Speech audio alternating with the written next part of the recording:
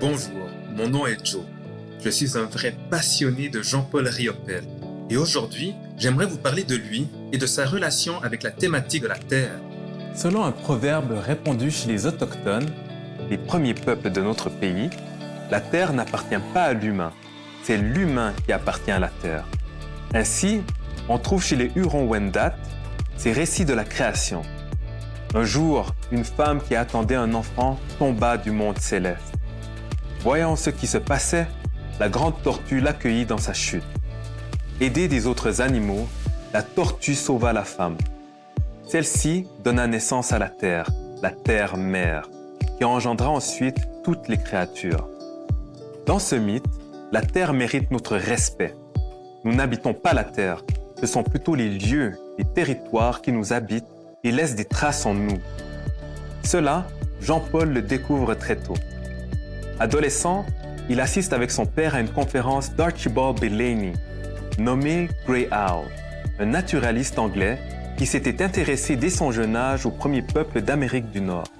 Après avoir émigré au Canada, le jeune homme s'était installé parmi les Ojibwés, du nord de l'Ontario, se fondant dans leur communauté jusqu'à en adopter l'identité. On l'appelait d'ailleurs Wachaquan-Assin, ce qui signifie Grey Owl ou chouette cendrée. Personnage légendaire, fort de ses nouvelles racines autochtones, Grey Owl se consacrera à la défense de la terre et des animaux, particulièrement du castor. Il influencera profondément Jean-Paul. C'est en France, cependant, que la passion de Jean-Paul pour les cultures autochtones va se concrétiser.